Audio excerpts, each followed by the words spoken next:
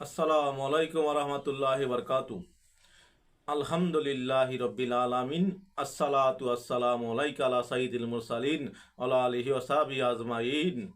সমস্ত প্রশংসা একমাত্র মহান আল্লাহ তাআলার জন্য এবং লাখো কোটি দুরূদ ও সালাম শ্রেষ্ঠ নবী, দয়ার নবী, মায়ার নবী, উম্মতের কান্ডারি, নাবিদের নাবী রসুল পাক সাল্লাল্লাহু আলাইহি সাল্লামের উপর এবং সকল উম্মতের প্রতি আন্তরিক সালাম ও মুবারকবাদ।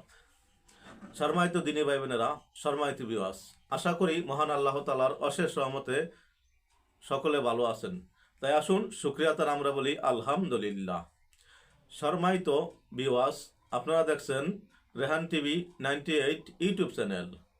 এই চ্যানেলের মূল উদ্দেশ্য হাদিস কোরআন থেকে ইসলামিক ভিডিও আপলোড করা, যেন এর উসিলায় আল্লাহ তাআলা আমাকে, আমার পিতামাতা, আত্মীয় স্বজনকে, সকল মুসলমানকে দুনিয়া আখিরাতে কামিয়াব দান করেন।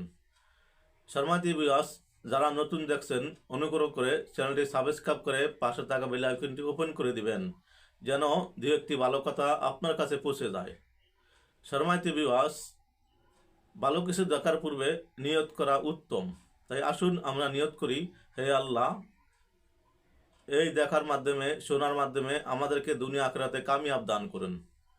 সম্মানিত ভিউয়ার্স, পূর্ববর্তীও দেখার জন্য অনুরোধ রইল। শেষ পর্যন্ত দেখলে সব কিছুর ভালো মন্দ যাচাই করা যায়। তাই আসুন আমরা পুরোপুরি দেখি। সম্মানিত ভিউয়ার্স, আজকে আমরা একটি ছোট বিষয় নিয়ে আলোকপাত করব। বিষয় ছোট, তার মর্যাদা অতি বেশি। তাই আসুন আমরা জানব আমাদের ইবাদত করার চাবি কি। হাদিসে পাকে আসছে নামাজ হচ্ছে বেহেশতের চাবি, আর নামাজের চাবি হচ্ছে পবিত্রতা অর্জন করা, অজু করা। অজু করার কি ফজিলত, এইটা আমরা অনেকে জানি, অনেকে জানি না। অজু করার যে ফজিলত যদি কেউ জানতো, সে জীবনে অজু ছাড়তো না। আসুন আমরা অজু করার কিছু ফজিলত জানি। হাদিসে পাকে আসছে, প্রতিটি অঙ্গ দ্রুত করার সময় প্রথমে বিসমিল্লাহ এবং কালিমা শাহাদাত, তাইয়ুন ও দুরূদ শরীফ পাঠ করা মুস্তাহাব। শরহে হাদায়া শাইখ ইবনুল হুমাম রহমতুল্লাহ আলাইহি। হযরত শাহুল বিন সাদ রাদিয়াল্লাহু তাআলা আনহু বর্ণিত, নবী করিম সাল্লাল্লাহু আলাইহি সাল্লাম বলেছেন, নবী আলাইহিস সালাম এর উপর দুরূদ শরীফ পাঠ না করে অজু করলে অজু বিশুদ্ধ হবে না। তাবরানী, বাইহাকি, হাকিম, দারুকুতনি, জামিউল আহাদিস। কুলি করার পর পড়বে আশহাদু আল্লাহ ইলাহা ইল্লাল্লাহু ওয়াহদাহু লা শারীকা লাহু ইন্নাকা মুহাম্মাদুন রাসূলুল্লাহি বাআসাকা বিল হাক্কি। নতুন পুরাতন, প্রকাশ্যে অপ্রকাশ্যে সকল গুনাহ ক্ষমা করা হবে। ইচ্ছাকৃত অনিচ্ছাকৃত গুনাহ ক্ষমা করা হবে। তার শরীরকে জাহান্নামের জন্য হারাম করা হবে। নুজহাতুল মাজালিস। অজুর শেষে বসা অবস্থায় 3 বার পাঠ করবেন, আশহাদু আল্লা ইলাহা ইল্লাল্লাহ, আশহাদু আল্লা ইলাহা ইল্লাল্লাহ, আশহাদু আল্লা ইলাহা ইল্লাল্লাহ। হযরত উসমান ইবনু আফফান রাদিয়াল্লাহু তাআলা আনহু বর্ণিত, রাসূলুল্লাহ সাল্লাল্লাহু আলাইহি সাল্লাম বলেছেন, কোনো ব্যক্তি যখন ওযু শেষ করে তখন 3 বার বলে আশহাদু আল্লা ইলাহা ইল্লাল্লাহ, তাহলে তার গুনাহগুলো মিটিয়ে না দেওয়া পর্যন্ত সে দাঁড়াবে না। এমনকি সে ওই দিনের ন্যায় নিষ্পাপ হয়ে যাবে যেদিন তার মা তাকে প্রসব করেছে। আমালুল ইয়াউমি ওয়াল লাইলাতি লিবনিস সুন্নি জামিউল আহাদিস জামিউল জাওয়ামি লিসুতি কানজুল উম্মাল। অজুর পরবর্তী করণীয় আমল: দাঁড়িয়ে আকাশের দিকে মাথা উত্তোলন করে নিম্মুক্ত দোয়া পাঠ করা সুন্নাত। আশহাদু আল্লা ইলাহা ইল্লাল্লাহু ওয়াহদাহু লা শারীকা লাহু ওয়া আশহাদু আন্না মুহাম্মাদান আবদুহু ওয়া রাসূলুহু। আল্লাহুম্মা জাআলনি মিনাত তাওয়াবিনা ওয়া জাআলনি মিনাল মুতাহহিরিন। এর ফজিলত: মহান আল্লাহ তাআলা তার জন্য জান্নাতের 8টি দরজা খুলে দেবেন। সে যে কোনো দরজা দিয়ে ইচ্ছা প্রবেশ করতে পারবে। তিরমিজি শরীফ। যে ব্যক্তি অজুর মাঝে কথা না বলে অজু শেষে কালিমা শাহাদাত পাঠ করবে, তার অজুর মাঝখানের গুনাহ ক্ষমা করে দেওয়া হবে। দারুকুতনি জামিউল আহাদিস কানজুল উম্মাল। বৃদ্ধি করে পড়লে পাঠকারের জন্য জান্নাতে ওয়াজিব হবে এবং তার পাপসমূহ সমুদ্রের ফেনা রাশির সমান হলেও ক্ষমা করে দেওয়া হবে। নুজহাতুল মাজালিস। ওয়াকফিরিলি ইন্নাকা আলা কুল্লি শাইইন কাদির। এই দোয়াটি পাঠ করলে ফজিলত। সূরাতুল ইখলাস একবার পাঠ করা। নবী করিম সাল্লাল্লাহু আলাইহি সাল্লাম হযরত আলী ইবনে আবি তালিব রাদিয়াল্লাহু আনহু ওই ব্যাপারে নির্দেশ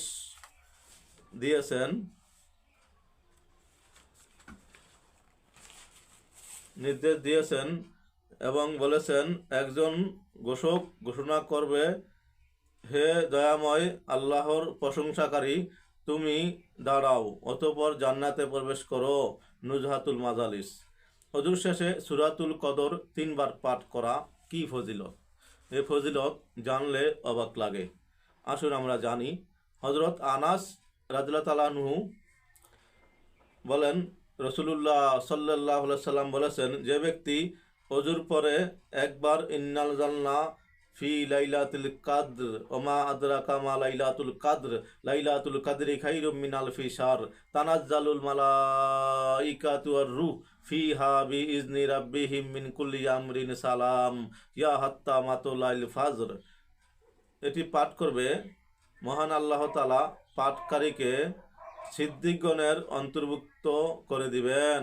যে ব্যক্তি 2 বার পাঠ করবে, শহীদগণের দপ্তরে তার নাম থাকবে। যে ব্যক্তি 3 বার পাঠ করবে, আল্লাহ তাআলা পাঠকারীকে নবীগণের সাথে হাসর করাবেন। দাইলামি জামুল আহাদিস জামুল জাওয়ামি আও আল জামিউল কাবির লিসুতি কানজুল উম্মাল। সূরাতুল কদর একবার পাঠ করলে আমলনামায় 50 বছরের সওয়াব লেখা হয়। আর তা এমন ইবাদত যে সে যেন 50 বছর দিনে বেলা রোজা রেখেছে এবং সারা রাত জাগ্রত অবস্থায় ইবাদত করেছে এবং অজুর পরবর্তী প্রত্যেক ইবাদতের 1 বছরের ইবাদতের সওয়াব দেওয়া হয়। তাকে দোজখ থেকে মুক্তি প্রদান করা হবে, বিনা হিসেবে জান্নাতবাসী করা হবে।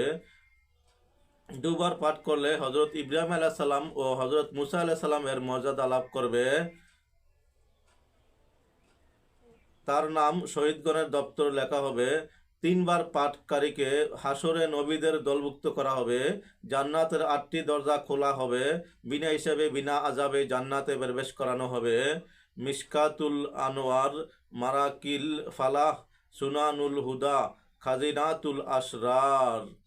সম্মানিত ভিউয়ার্স, আমরা আরেকটি হাদিস জেনে শেষ করব। একবার পাঠ করলে তার 40 বছরের গুনাহ ক্ষমা করা হবে। নুজহাতুল মাজালিস। আয়াতুল কুরসি একবার পাঠ করলে কি ফজিলত?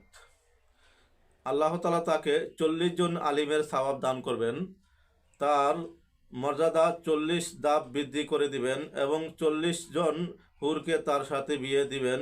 দাইলামি শরীফ। সম্মানিত ভিউয়ার্স, আমরা যা কিছু জানলাম ইনশাআল্লাহ আমল করব।